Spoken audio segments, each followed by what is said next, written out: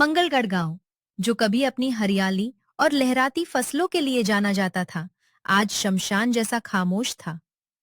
पिछले 3 वर्षों से आसमान ने बूंद भर पानी नहीं बरसाया था। धरती माँ की छाती में गहरी दरारें पड़ चुकी थीं। कुएं और तालाब सिर्फ धूल उड़ा रहे थे। गांव के अधिकांश लोग अपने मवेशियों को मरने के लिए छोड़कर पलायन कर चुके थे। लेकिन गांव के एक कोने में एक ढहती हुई झोपड़ी के सामने रामू खड़ा था। वो अपनी गाय गौरी की सूखी पीठ पर हाथ फेर रहा था। गौरी की आंखें बड़ी और शांत थीं, जिनमें एक अजीब सी अलौकिक चमक थी। अरे ओ रामू, मैं तो कहता हूँ कि तेरा दिमाग पूरी तरह सठिया गया है। पूरा गांव खाली हो गया। लोग अपनी जान बचाकर शहर भाग रहे हैं और तू इस सूखी लकड़ी जैसी गाय के गले से लिपट कर बैठा है। क्या ये आसमान से पानी बरसाएगी? शंभू भैया, विपत्ति के समय जो अपनों को छोड़ दे, वो इंसान कैसा? गौरी मेरे लिए सिर्फ एक जानवर नहीं है। जब मेरी मां इस दुनिया से गई थी, तब इसी गौरी के दूध ने मुझे पाला था। ये मेरी मां का रूप है।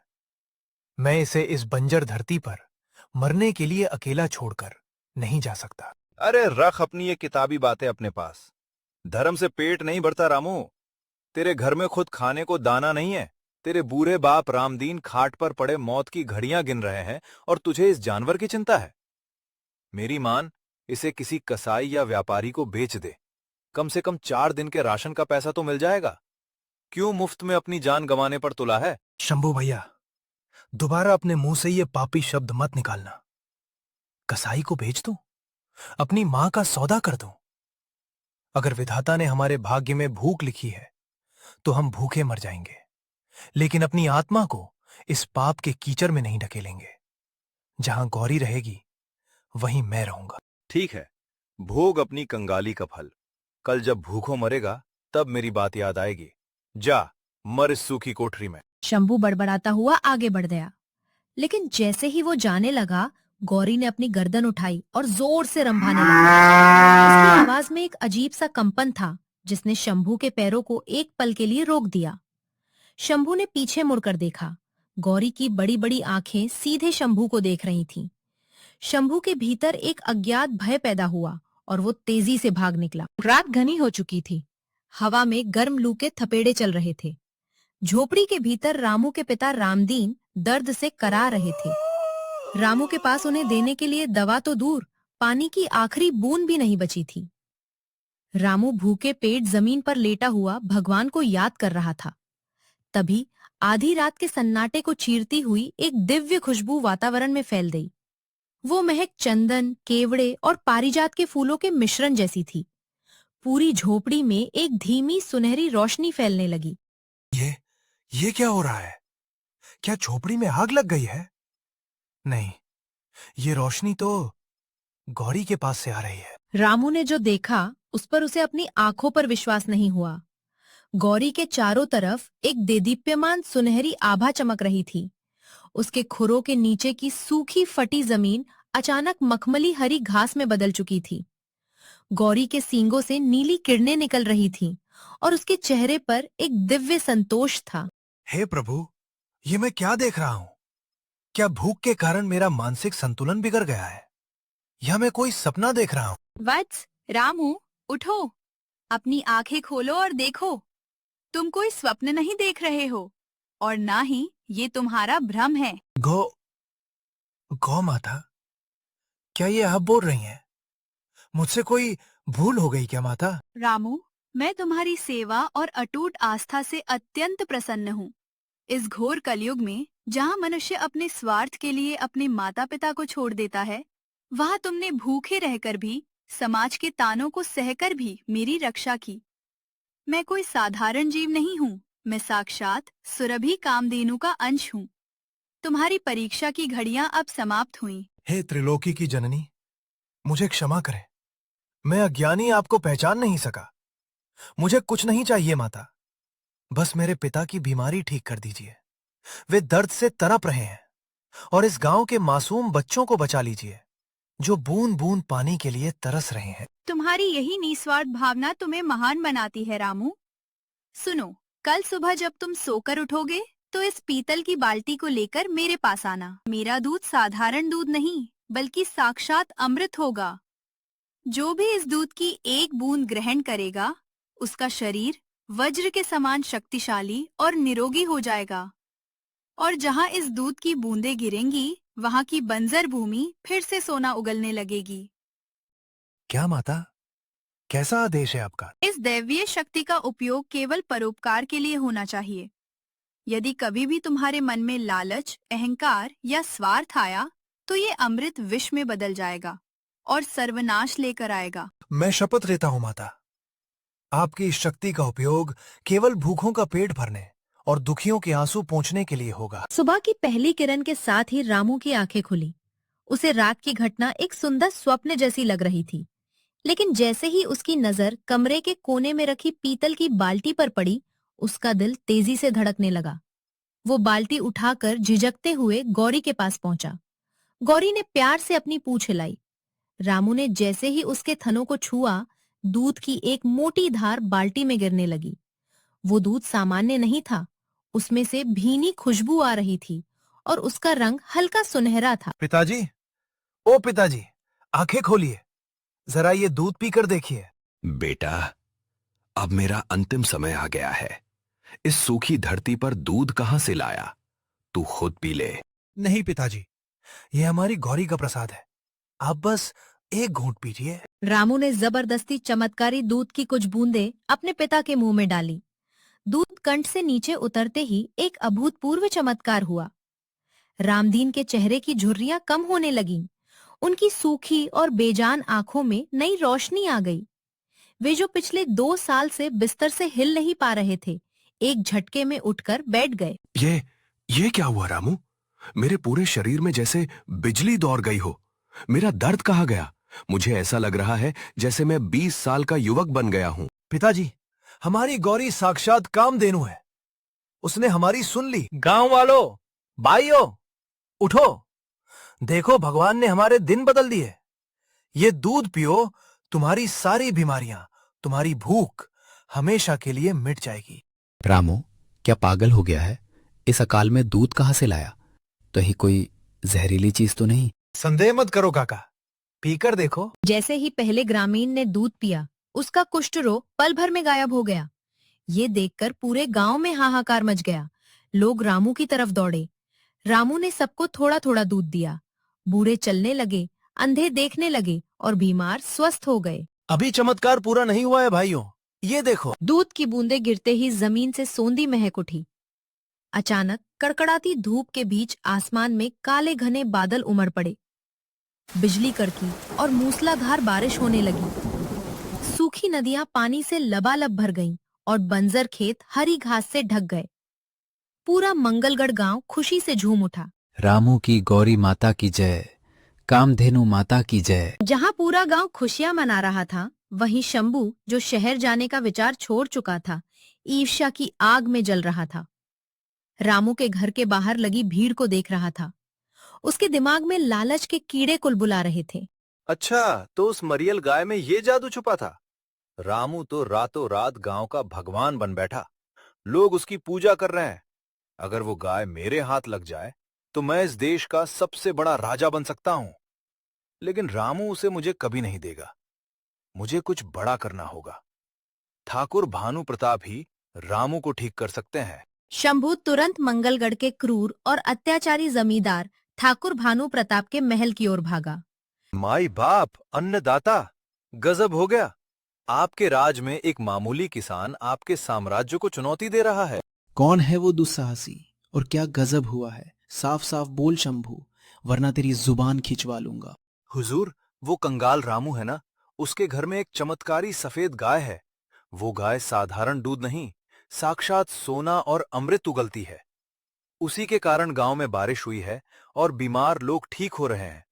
सोचिए हुजूर, वो गाय तो आपके महल के अस्तबल में होनी चाहिए। उस पर सिर्फ आपका अधिकार है। यदि वो आपके पास आ गई तो आप अमर हो जाएंगे और दुनिया के सबसे अमीर जमींदार बन जाएंगे।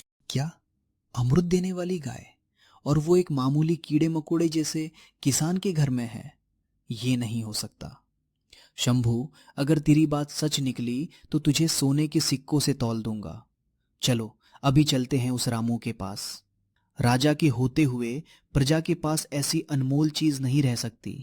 रामू अपनी गाय गौरी को हरी हरी घास खिला रहा था और उसके गले में फूलों की माला पहना रहा था। तभी अचानक ठाकुर भानु प्रताप अपने दर्जनों लठैतों और शंभू के साथ रामू के आंगन में आ धमका। लठैतों ने आते ही रामू के बूढ़े पिता को धक्का देकर गिरा दिया। पिताजी, हुजूर, ये क्या अन्याय है? आपने मेरे निर्दोष पिता पर हाथ क्यों उठाया? अन्याय और न्याय की बातें मुझसे मत कर रामू। मैं यहाँ न्याय करने नहीं, अपना हक लेने आया हूँ। सुना है तेरी गाय कुछ ज्यादा ही उछल रही है। ये ले 100 सोने के सिक्के और इस गाय के गले की रस्सी मेरे आदमियों के हाथ में सौंप दे। हुजूर, आप पूरे गांव के मालिक हैं। आप मेरा घर ले लीजिए, मेरी जमीन ले लीजिए, चाहे तो मेरी जान ले लीजिए, लेकिन मैं गौरी को नहीं दे सकता। वो मेरी माता है, वो बिकाऊ नहीं है। अरे ओ रामू, अपनी औकात मत भूल।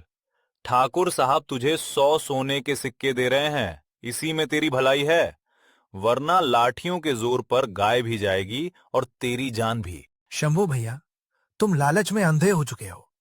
तुम नहीं जानते कि तुम किस शक्ति से खिलवाड़ कर रहे हो। ये गाय कोई साधारण पशु नहीं है, ये साक्षात दैवीय प्रकोप ला सकती है। दैवीय प्रकोप? मुझे मत डरा रामू। मैंने अच्छे अच्छे देवताओं को अपने पैरों पर झुकाया है। ओए लाला, उठाओ लाठियां और खींच कर ले चलो इस गाय को। जैसे ही 4 भारी भरकम लठैत गौरी की तरफ बढ़े और उन्होंने उसकी रस्सी पकड़नी चाही, वैसे ही गौरी की आंखों का रंग बदलने लगा। उसकी शांत आंखों में अचानक अंगारे चमक उठे। उसने जोर से अपने खुर को जमीन पर पटका। एक जोरदार झटका लगा, जैसे भूकंप आया हो। अच्छा, तो ये जादू टोना भी जानती है। रामू, तूने आज ठाकुर भानु प्रताप का हुक्म टाला है। इसकी कीमत तुझे चुकानी होगी। मैं सीधे तरीके से नहीं तो उंगली टेढ़ी करके घी निकालना जानता हूं। याद रखना, ये गाय मेरी ही होगी। ठाकुर गुस्से में पैर पटकता हुआ अपने आदमियों के साथ वापस चला गया, लेकिन उसकी आंखें गौरी पर ही टिकी थीं। इस रात अमावस्या थी, आसमान में घना अंधेरा था। ठाकुर भानु प्रताप ने हार नहीं मानी थी। उसने शंभू और अपने 2 सबसे शातिर और खूंखार चोरों को बुलाया। योजना ये थी कि रात के सन्नाटे में जब सब सो रहे होंगे, तब गौरी को चुरा लिया जाएगा। शंभू भैया, मुझे बड़ा डर लग रहा है। दिन में जो हुआ, उसके बाद इस गाय के पास जाने में मेरी रूह कांप रही है। अरे डरपोक साले, दिन में रामू ने कुछ टोना किया होगा, रात में जानवर सो जाते हैं। जल्दी कर, अगर ठाकुर साहब को गाय नहीं मिली तो वो हमें कोड़ों से पिटवा देंगे। ये लो नशीली घास, इसे गाय के आगे डालो। शंभू डरते डरते गौरी के पास पहुंचा, लेकिन आश्चर्य, गौरी सो नहीं रही थी, वो खड़ी थी। जैसे ही शंभू ने उसके गले की रस्सी खोली, गौरी ने ना तो कोई आवाज की और ना ही कोई विरोध किया। वो शांत खड़ी रही, जैसे वो खुद उनके साथ जाना चाहती हो। अरे ये तो बहुत आसान था। जानवर आखिर जानवर ही होता है। दिन में रामू की वजह से कूद रही थी, अब देखो कैसे भीगी बिल्ली बनी हमारे पीछे चल रही है। चलो जल्दी चलो। वे चुपके से गौरी को लेकर ठाकुर के महल की ओर निकल पड़े।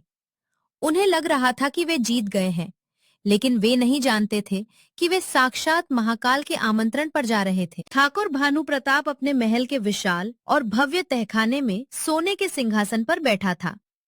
चारों तरफ मोमबत्तियां जल रही थीं। दीवारों पर सोने और चांदी के बर्तन चमक रहे थे। तभी शंभू और चोर गौरी को लेकर वहां दाखिल हुए। वाह शंभू, कमाल कर दिया तूने। आखिरकार ये चमत्कारी गाय मेरे कदमों में आ ही गई। लाओ, सोने की बड़ी बाल्टी लाओ।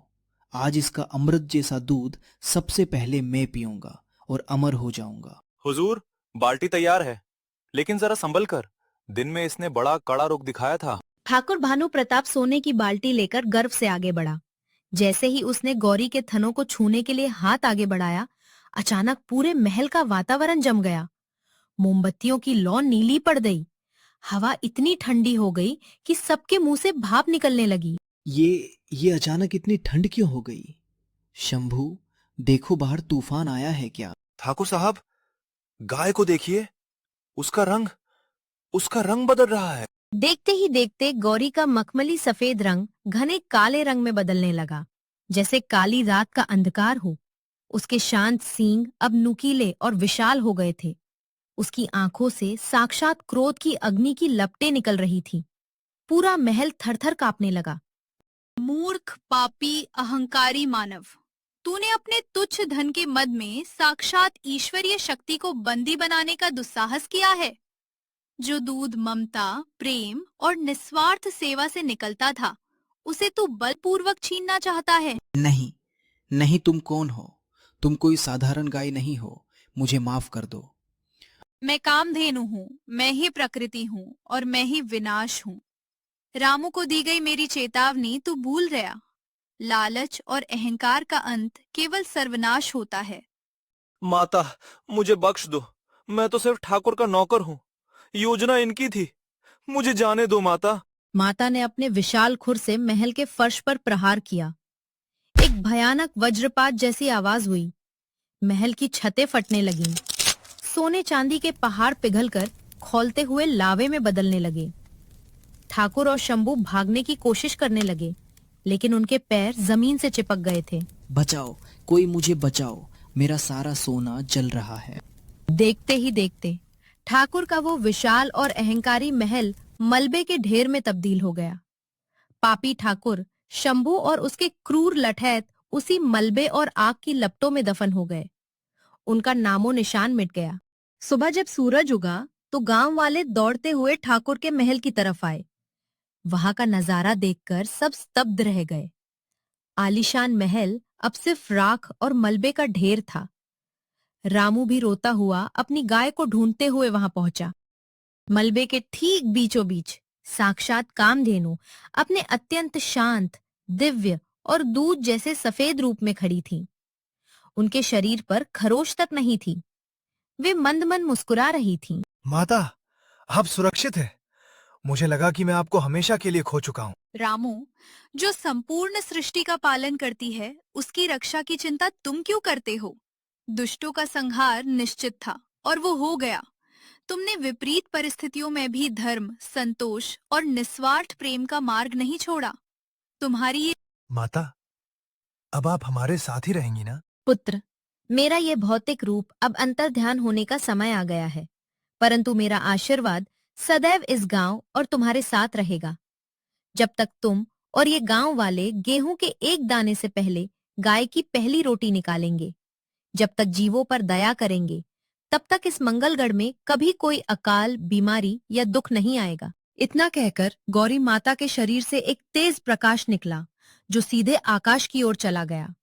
जहां गौरी खड़ी थी, वहां अब उनकी एक सुंदर पाषाण की मूर्ति स्थापित हो चुकी थी, जिसके खुरों से निरंतर स्वच्छ पानी की एक जलधारा बह रही थी। अहंकार और परधन का लालच मनुष्य को विनाश की खाई में धकेल देता है, जबकि श्रद्धा, संतोष और मूक पशुओं के प्रति निस्वार्थ सेवा साक्षात ईश्वर के आशीर्वाद का द्वार खोलती है।